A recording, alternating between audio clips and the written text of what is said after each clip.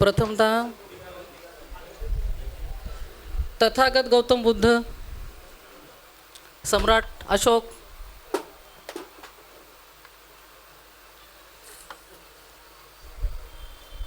क्रांतिज्योतिराव फुले, क्रांतिज्योती सावित्रीमाई फुले, राजर्षी शाहू महाराज,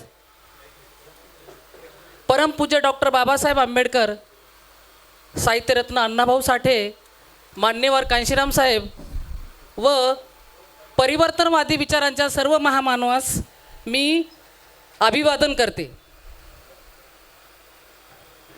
तसेच स्मृती दिन आपण ज्यांचा आपण आयोजित केलेला आहे असे पिराजी साधू कांबळे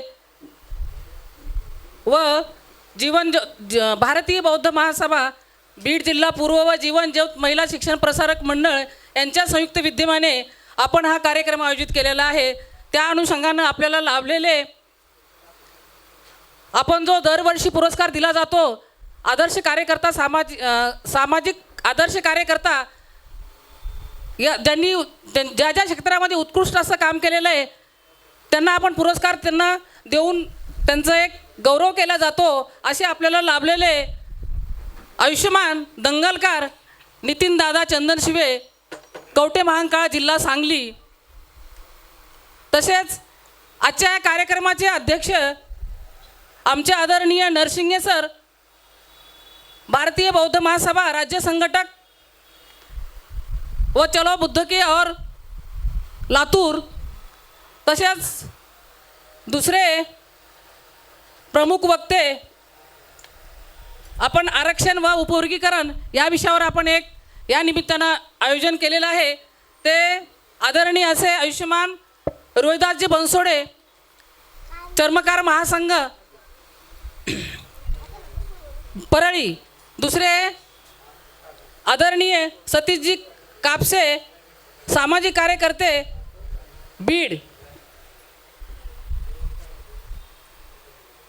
व सर्व विचार मंचावरील आदरणीय, तसेच भारतीय बौद्ध महासभेचे तालुका, जिल्हा, शहर कार्यकारिणी व समोर या कार्यक्रमाला आवर्जून उपस्थित असलेले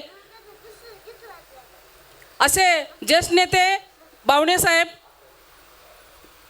ज्ञानोबाजी कांबळे सर, आमचे आदरणीय जगतकर सर, आदरणीय ज्येष्ठ नेते बंशीअण्णा जोगदंड, तसेच माझे गुरुवर्य धाकडे सर, प्राचार्य माजी प्राचार्य Kamble sir, Saundarbal sir, Bharatji Satpute sir व सर्व मान्यवर यांना मी माझा मानाचा जयभीम करते। दरवर्षाप्रमाणे याही वर्षी स्मृतिशेष आंबेडकरवादी समाजसुधारक पिराजी साधू कांबळे यांच्या 8व्या स्मृती दिनानिमित्त आपण हा कार्यक्रम आयोजित केलेला आहे। ज्या व्यक्तीने आपण कार्यक्रम घेत असताना ज्या व्यक्तीने ज्या क्षेत्रामध्ये काम करत असतील त्यांनी त्या क्षेत्रामध्ये विविध क्षेत्रामध्ये उल्लेखनीय असा काम केलेला असेल, आपण त्यांचा पुरस्कार देऊन हा त्यांचा गौरव करत असतो। त्याचप्रमाणे आपण याही वर्षी हा कार्यक्रम आयोजित केलेला आहे। हा कार्यक्रम कौटुंबिक नसून, कौटुंबिक तर आहेच, पण आपण याला एक सामाजिक स्वरूप देण्याचा प्रयत्न करत आहे मी, जेणेकरून आपल्यासमोर आपल्या समाजामध्ये आंबेडकरवाद, शिवशाहू फुले आंबेडकरवाद हा रुजावा, जोपासावा, यासाठी हा माझा छोटेखानी प्रयत्न चालू आहे। आणि त्यासाठी मला आपण सर्व अंबेजोगाई शहरातील आजूबाजूचे पंचक्रोशीतील मला सहकार्य करत आहे, त्याबद्दल त्यांचे मी धन्यवाद देते, आभार व्यक्त करते।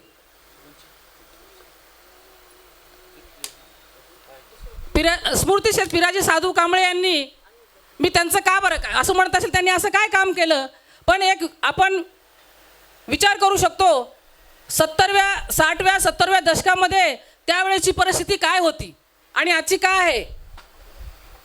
त्यातल्या त्यात मातंग समाजात तर शिक्षणाचा नामोनेश नव्हता, शिक्षण हे कोसो दूर होतं। तरी पण त्या काळामध्ये माझ्या वडिलांनी एका छोट्याशा गावामध्ये मला मुलगी न मानता मुलगा आणि मुलगी याच्यामध्ये समानता ठेवून मला त्यांनी शिक्षण देण्याचा प्रयत्न केला, म्हणूनच मी आज आपल्या समोर उभी आहे। नाहीतर मी कुठेतरी समजा इतर महिलाप्रमाणे ज्या महिला शिकलेल्या नाहीत महिला, त्यांची काय असं कुठेतरी मजुरी करत असली असती. परंतु माझ्या वडिलांनी ते स्वतः तर शाळा शिकलेलेच नव्हते. ते असे सांगायचे, त्यांना शिक्षणाची आवड होती. माझे इथं त्यांचे बंधू, छोटे बंधू संभाजी साधू कांबळे इथं उपस्थित आहे, त्यांचा मुलगा पण इथं उपस्थित आहे. त्यांना माहीत आहे, त्यांना शिक्षणाची प्रचंड अशी आवड होती. आणि ते आम्हाला सांगायचे लहानपणी की मी साहित्यरत्न अण्णाभाऊ साठे बघितलेले आहेत, ते डपडी घेऊन गावोगावी शिक्षणाचा प्रचार करतात, सांगतात की शिका. आणि बाबासाहेबांचे प्रेरणा घेऊन त्यांनी आम्हाला भावंडांना शिक्षण दिलं, 4थीपर्यंत शिक्षण दिलं. नंतर 5वीला आम्ही अंबाजोगाईमध्ये आलो. माझे वडील अतिशय प्रतिकूल परिस्थितीमध्ये, एक वेळचं जेवण आम्ही रोज रात्री जेवण करायचो, दिवसभर काही नाही. परंतु त्यांना प्रचंड शिक्षणाची आवड, त्यांना आवड असल्यामुळे ते दुसऱ्याच्या घरी, त्यांनी कुटुंबाची जबाबदारी होती, दुसऱ्याच्या शेतामध्ये दुसऱ्याच्या कुटुंबाची म्हशी राखायचे आणि शाळेच्या बाजूला म्हशी बांधून, म्हशी उभा करून ते म्हशीच्या पाठीवर अक्षर काढायचे, असे ते आम्हाला सांगायचे. आणि त्यांना अक्षर ओळख होती, पेपर वाचायचे. त्यांचे राहणीमानसुद्धा बऱ्याचशा लोकांना माहिती आहे, अगदी शिक्षकासारखं. ते म्हणायचे आपण चांगलं राहिलं पाहिजे म्हणून त्यांच्या खिशाला पेन, पांढरं शुभ्र असं शर्ट, धोतर, त्यांनी डोक्यावर फेटा होता, त्यांनी फेटा काढून टाकला. आणि त्या काळामध्ये मागासवर्गीसाठी त्यांनी स्वतंत्र विहीर खोदली. विहीर, मी रात्री काल दादांना बोलले, विहीर खोदली का? त्या गावामध्ये एकच आड होता, तर स्वतंत्र अशी मागासवर्गीयासाठी त्यांनी स्वतंत्र अशी विहीर खोदली आणि पाण्याचा त्यांनी प्रश्न मिटवला. दुसरी महत्त्वाची गोष्ट म्हणजे ग्रुप ग्रामपंचायत होती बावटाणे आणि राजेवाडी, त्यांनी स्वतंत्र केली राजेवाडी ग्रामपंचायत. असे विविध कामं केले. आणि अंबाजोगाईला आले असताना सुद्धा आपण सर्वांना माहीत असेल, 1984ला सिलिंगच्या जमीन निघाल्या होत्या आणि 60 ते 70 लोकांना जमीन मंजूर झाल्या, पण आत्तापर्यंत त्यांनी हस्तगत केलेलं नाहीत. आणि तो लढा माझ्या वडिलांनी लढलेला आहे, अर्धवट आहे.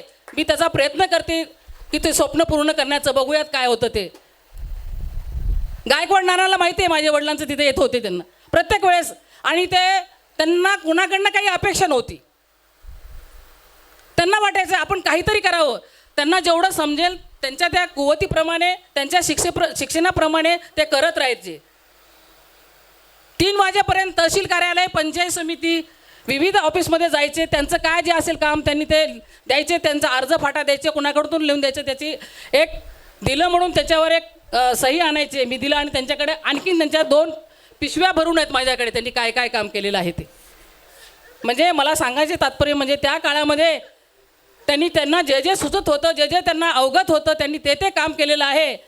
आणि आम्हा भावंडांना शिक्षण दिलं, एक वेगळं वळण लावलं. भलं आम्ही नोकरी जरी नसेल करत किंवा आम्हाला नोकरी लागली नसेल किंवा केली नसेल, परंतु आम्ही जीवन कसं जगावं हे आम्ही शिकलो शिवशाहू फुले आंबेडकर वादामुळे आणि शिक्षणामुळे.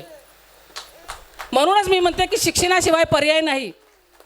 बाबासाहेब म्हणायचे शिक्षण हे वाघिणीचं दूध आहे, जो तो प्राशन केलं तो गुरगुरल्याशिवाय राहणार नाही. का आज आपला मुख्य विषय आहे आरक्षण व उपवर्गीकरण. या विषयावर बोलणार आहेत आदरणीय माननीय रोहिदासजी बनसोडे सर आणि सतीशजी कापसे. मी त्या विषयावर काही बोलणार नाही, ते बोलतील आणि आपल्याला संबोधित करतील त्या पद्धतीनं. तरी मी जास्त वेळ न घेता, कारण कार्यक्रमाला वेळ झालेली आहे, बरंच आणखीन वक्ते बाकी आहेत आणि मुख्य कार्यक्रम आणखीन बाकी आहे, त्यामुळे मी इथंच थांबते. सर्वांना माझा जय भीम, नमो बुद्धाय.